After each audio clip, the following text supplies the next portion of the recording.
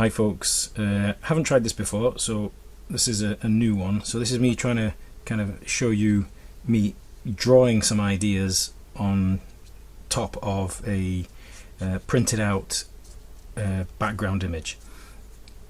Okay, so this is, I took the JPEG of this scene, from Google Earth, and took the file down to my local ASDA and printed it out as a photograph. Okay, and the important thing is that it's the same shape as the JPEG. Okay, so this was printed to fit, and that's why there's a little bit of white at the top and the bottom. Okay, so I've just taped that down onto a bit of coloured paper so you can see the edge a bit clearer, and that's sitting on top of a little bit of cardboard to just give me a level base. Okay, then what you need is some tracing paper. Okay, or there's another type of stuff called detail paper. Okay, so I'm not going to draw the whole thing because I've already kind of drawn it out, but I'll just kind of show you the setup. So what we intend to do is do our kind of doodle on top of this, and then photograph the doodle only and bring that into Photoshop. Okay, so you would tape down your bit of tracing paper, so I'll just tape it at the bottom this time. Doesn't have to be set up perfectly straight or anything. Okay, but what you do need to do is clearly indicate the corners of the actual photograph. Okay, so I'm just putting what we call big crop marks at each corner. Okay, because these are going to be really useful in Photoshop for getting the image stretched onto the onto the JPEG. Okay, so really nice, clear, visible corner marks. And what you do here could be your final image. There's nothing to say everything has to be, photorealistic all the time. Okay, now a useful thing to do when you're doing this is work out where the vanishing point is for the image. So we've got loads of converging lines here, so let's just project a few of these and see where they all cross over. Okay, now one that's kind of quite important is the kind of shape of the bridge, and these are a bit difficult to see, so you kind of have to lift your tracing paper and have a wee look to see where. So I'm looking for the kind of tops of the columns here. See if I can see one. It's a bit dark and gloomy on the print here, but I think about there. So I would join those points together and see where they end up. So I'm just looking for a common vanishing point. Similarly over here,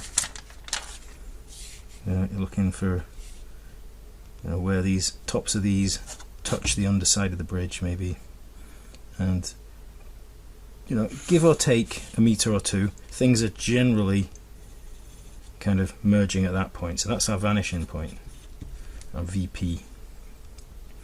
Okay, that's going to be quite useful. Okay, so I'm saying I'm going to approach this. I'm going to kind of propose two or three main ideas. Okay, firstly, I want to decorate the columns on this side. Okay, the way this roadway works, you're kind of turning like that. So this is quite kind of prominent for people. So I'm going to put some decoration on this side. Okay, now I can cover that with text and things in Photoshop. Don't need to draw anything here. But I do also want to include a narrow cycle path.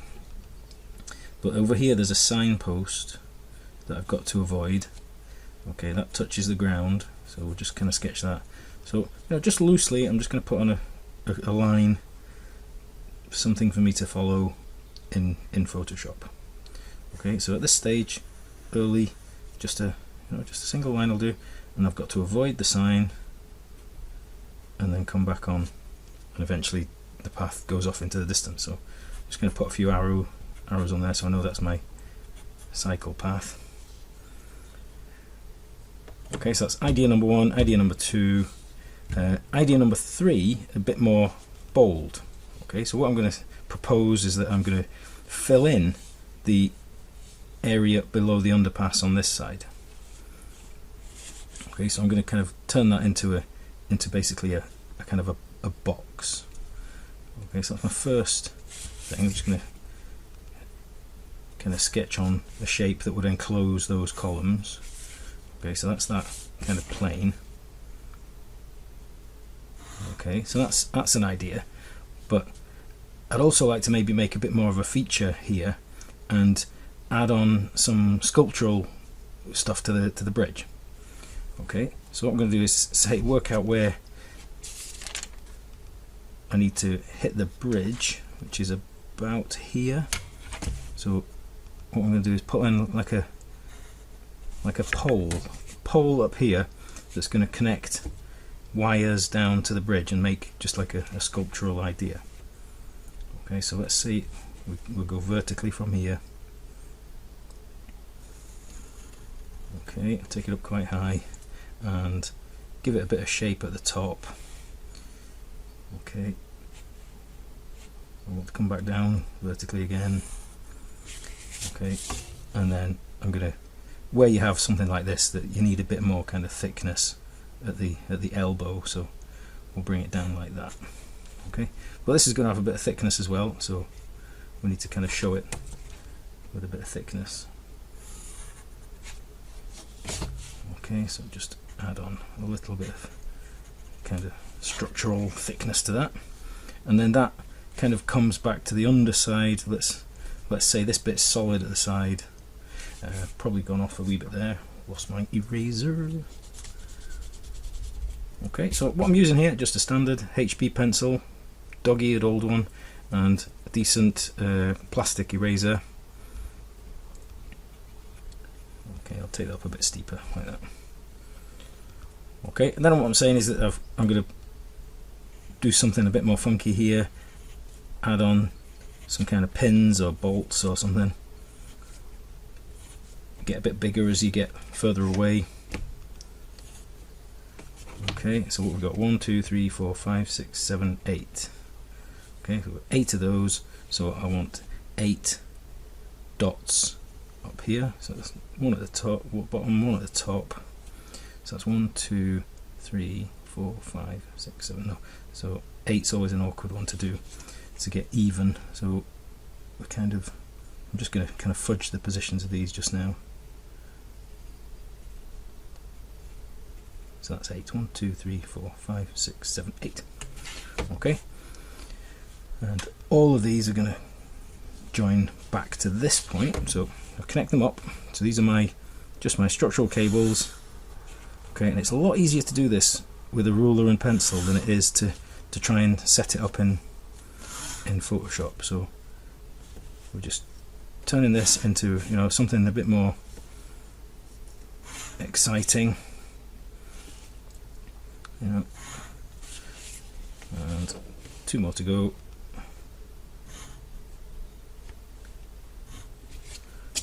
Okay, but I'll take them all back to the same point on this side. Okay. And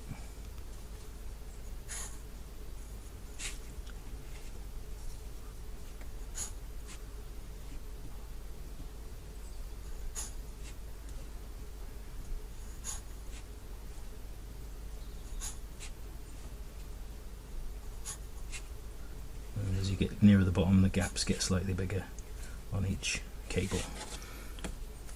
Okay, so remember, you need a pencil sharpener sometimes. So another piece of equipment, decent little pencil sharpener. All this stuff's available at the college shop, and also gaffer tape is needed for. Sorry, not gaffer tape. That's this is masking tape. Some of this stuff's not very sticky, but other times you get rolls of this and it's really good and really sticky. So that one's a nice sticky one. Okay, we'll also improve the bit of the landscape in here. This is a bit on the drab side. So let's say we're going to have some additional planting here.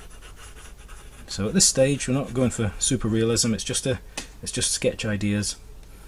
And the last kind of improvement I want to do is to improve the lighting in this area. There isn't really any, so what I'll say is that we'll create some kind of pockets in this wall, and we can have some lights kind of coming from that. So let's maybe take that line as the bottom of the lighting pockets, and we'll maybe create it'd be good if these lined up with the gaps in where the columns are. That would keep the kind of structure. So we've got 1, 2, 3, 4, 5. 1, 2, 3, 4, 5. So maybe I'll have five notches. That's a bit high up, really, isn't it? Let's take it a bit lower. Okay, so we'll say we've got 5 kind of notches in here where we will kind of incorporate some kind of flood lighting, and the light is going to kind of come out of here, hit the underside and bounce into the space. So I'm not going to put an arrow on every single one, but you get the idea that the light is kind of reflected off the underside of the roadway. So that's all I would bother drawing there. I'm not making many changes on this side, so I'm not actually drawing much there. As you can see, if I hold it up, not really much drawing there. Okay, so how do we get that into Photoshop? So this is a wee bit tricky. I'm going to have to stop the recording at this point, and then what I'm basically going to do is photograph this from a distance. Okay, so what I'm going to do is take away the underneath picture. Okay, now if you've drawn it fairly weakly, you might want to, at this point, beef things up a little bit. Okay, I think I'm okay. I think this will all come through relatively strongly, but if in doubt, use a pen instead. Something like one of these kind of things, a fine liner, and you can make the lines a bit darker. So something like this, which is a bit faded. Let's just see if that's come through. Yeah, a lot stronger. So that's gonna work a bit better when it goes through to Photoshop. So if I just make these a little bit darker, I'm trying not to lean over the image because it will just block the camera with my head.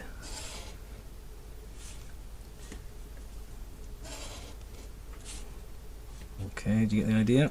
So where you think the drawing's a bit weak, we can add things like that. Do that. One thing you could do is draw over the whole thing and then rub out the working. So maybe if I just kind of showed you that, just take that up. Got a few plants and things here. Okay, let's do these tidily this time.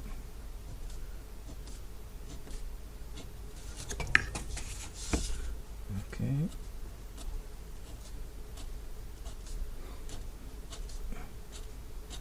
Because once it's inked, then you can use the rubber quite extensively and get rid of portions. So we see a corner there, the underside of that, a bit of structural thickness to it. Let's take that up.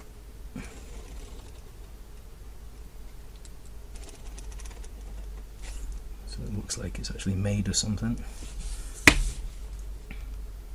You've got to make sure you let the ink dry, okay, otherwise you're in for a bit of a mess. Okay, you don't want to smudge everything. Let's get this right. 1, 2, 3 left. Okay, so let's just quickly ink over the whole thing.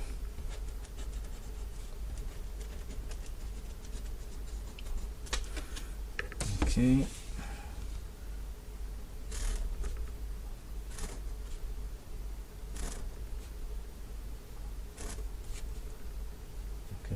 it's just a sketch, so don't worry if it's a bit rough in places.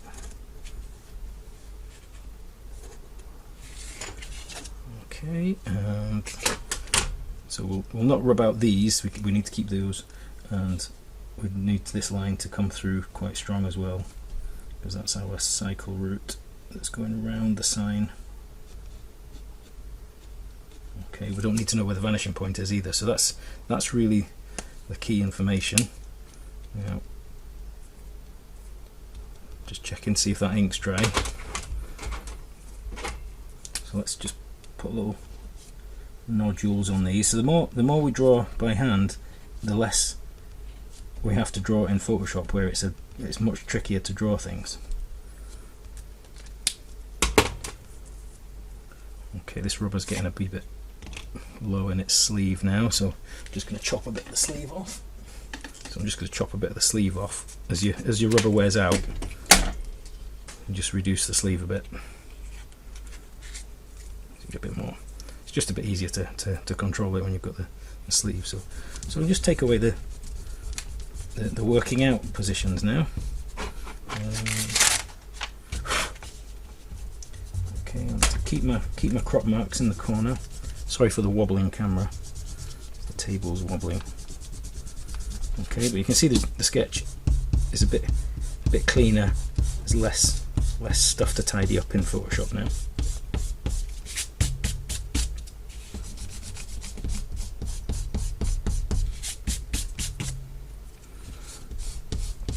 Always kind of hold your paper down while you're rubbing, and rub kind of away from yourself, and then you won't scrunch your paper up. Dead easy to do that. Okay, so you're rubbing in one direction, not okay. So that's our sketch ready to photograph. So I need to move the camera out the way now, so we need to stop this one just here. Okay, I've taken the tracing off the yellow paper background and put it onto a white paper background for photographing. You know, the whiter the better for the background here. Okay, so then taking that to somewhere where we've got some decent daylight, as much light as possible. Bit wet outside, so I kind of stayed in. So I've just angled this facing me, and then what we do is, you know, get yourself perpendicular to the plane here. Make sure you're kind of facing it as square on as possible. You don't want to be looking up or looking across the paper. And then I just used my telephone and took a zoomed in picture.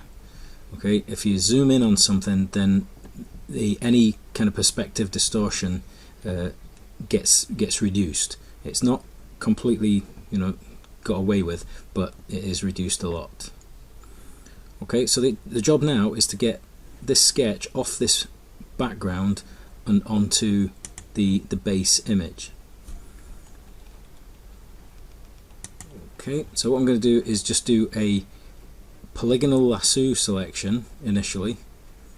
Okay, so this tool defaults to the lasso, but you want to use the polygonal lasso. Okay, I'm holding the Alt key and rolling my mouse, and I can zoom in so that I can pick a point accurately. So it's a single click. So we're looking for these crop mark intersections. So single click there, then just move your mouse to the edge of the image and it'll scroll automatically. Okay, find my second point here. Move to the bottom edge of the screen, it'll scroll again. Okay, my third point. Okay, over to my fourth point. Now if you hold Alt and roll your mouse outwards, you can zoom out. Excuse me. And when I get to here, it's a double click, and that will close the selection.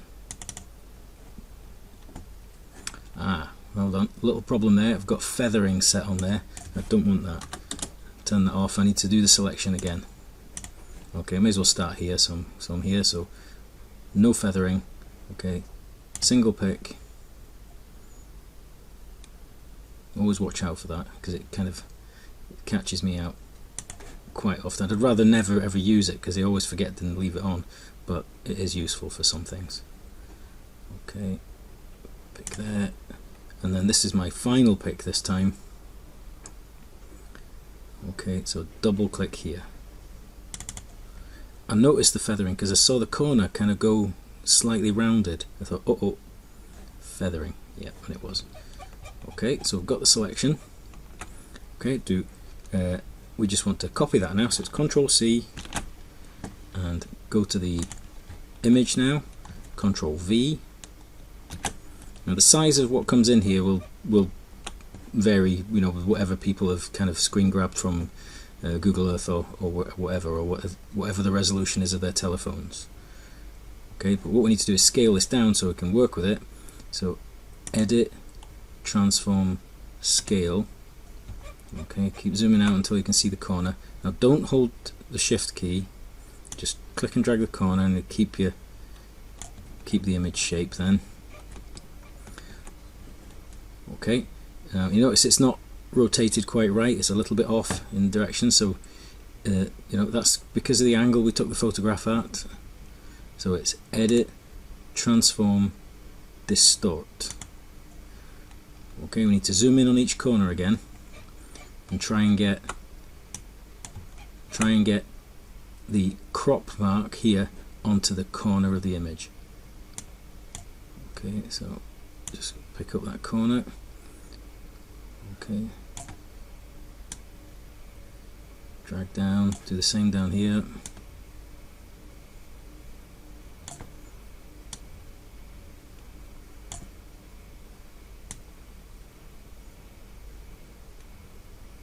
Okay, go to the top again.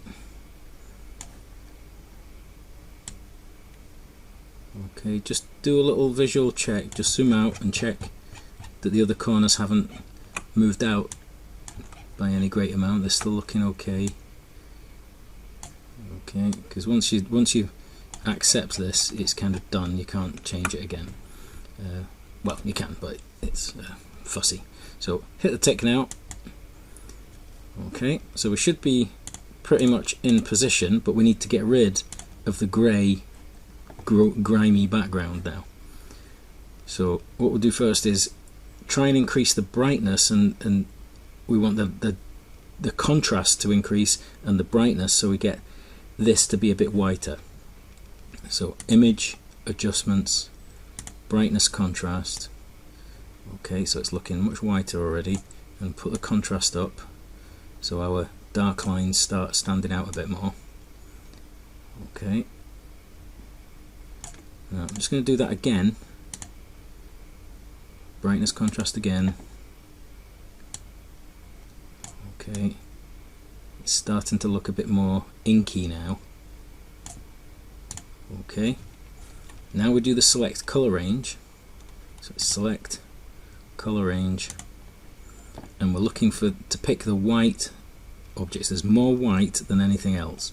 So if we click on a white dot, okay, and this gives us the fuzziness in relation to that dot. So you see if it's at 0, these are the ones that are exactly the same as the dot we picked. Okay, so you can either increase the fuzziness, or you can add more dots. So you click on the plus, and there you go, it starts to make a more broader selection. So it's still better to have a bit of fuzziness on it as well. Okay, now, so that's us in control of all the white stuff. We can just press delete now, and we should see straight through it. And there it is, in position. Okay, select, deselect. Right, so there's still some pretty yucky pixels stuck on our lines here, so we want everything to be a bit darker. Okay, get a bit more definition into it. So it's Image, Adjustments, Brightness, Contrast, but the brightness is going down now. So it starts to turn it into a drawing. Okay, you can put the contrast up. Okay, and you can do that a couple of times. So this time it's brightness down, and then so all the darker, slightly dark pixels become darker still. Okay, now it depends on the colour of your background whether you want to keep it, you know, as black lines, or alternatively a good way to do it is just to invert that. So image, adjustments, invert.